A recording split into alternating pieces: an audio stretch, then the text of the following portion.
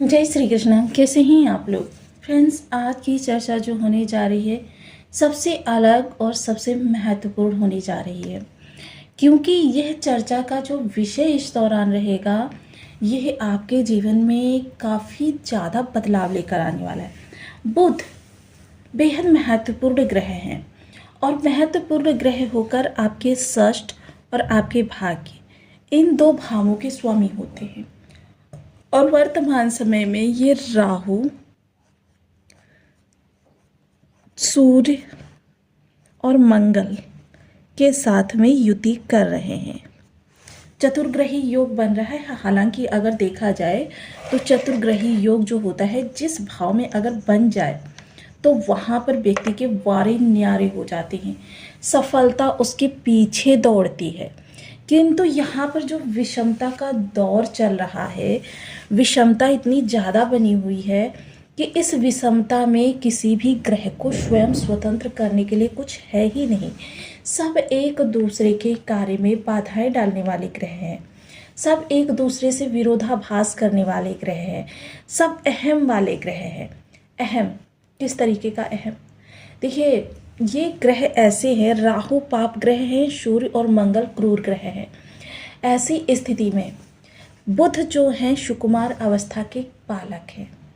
अब बुध का कारकत्व क्या होता है? बुध जो होते हैं वो आपकी फाइनेंस स्ट्रेटेजी को दिखाते हैं, आपके फाइनेंशियल क्राइसिस को दिखाते हैं, आपकी जेब में कितना बैलेंस रहने वाला है उसको शो करते हैं।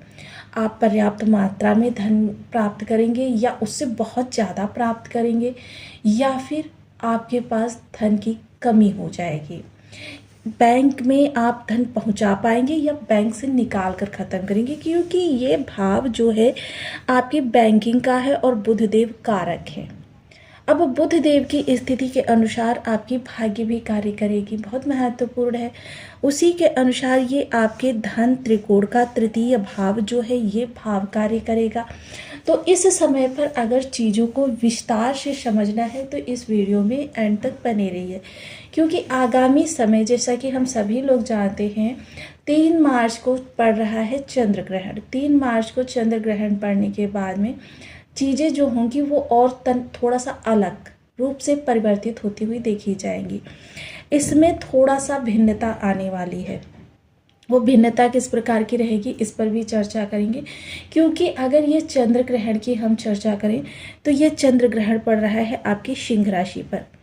यह सिंह राशि पर जब चंद्र ग्रहण पड़ रहा है इस समय पर, तो ये घर किस चीज़ का है?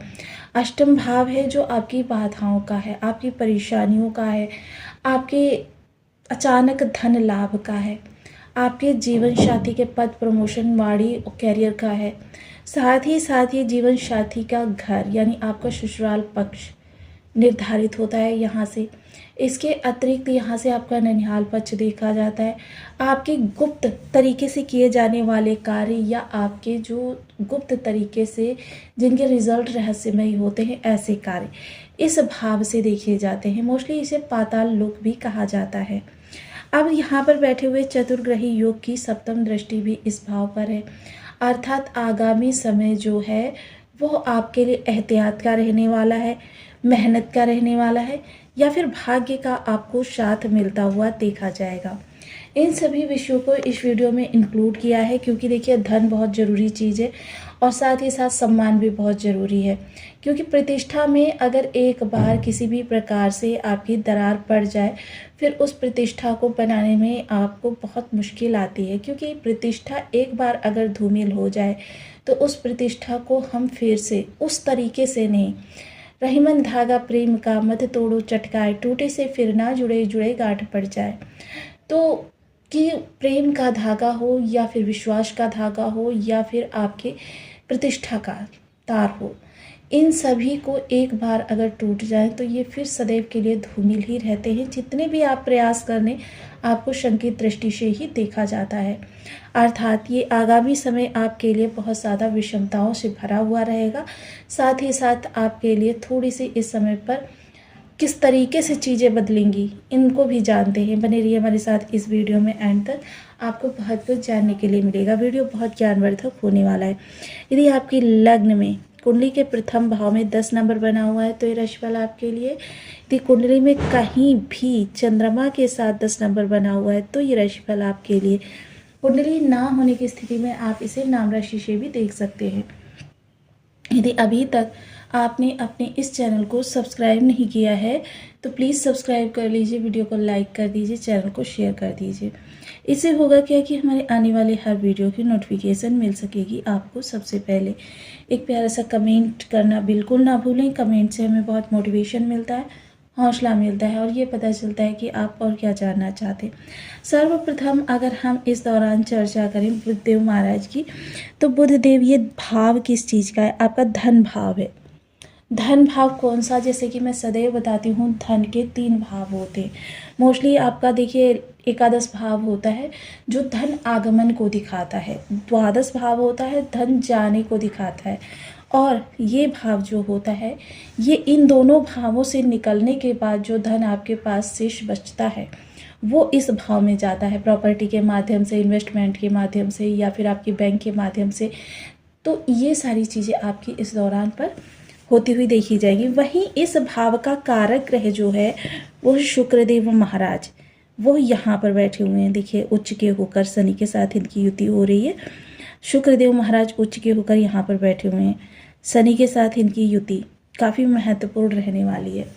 अब बुध का विशेष जो लाभ मिलेगा वो आपको किस तरीके से मिलेगा? देखिए इस दौरान मैं आपको क्लियर कर दूं कि बुध पूरी तरीके से आपके लिए पॉजिटिव नहीं है, इसीलिए देखिए आपको वो रास्ता भी देखना है जिस रास्ते पे आपको बिल्कुल नहीं जाना है, क्योंकि इस दौरान अगर उस रास्ते पे जाएंगे तो आपके लिए काफ़ी गंभीर परिस्थितियाँ उत्पन्न हो सकती हैं। इसलिए उन रास्तों की भी चर्चा करते हैं। तो पहले हम आपके पॉजिटिव पहलू को देख लेते हैं।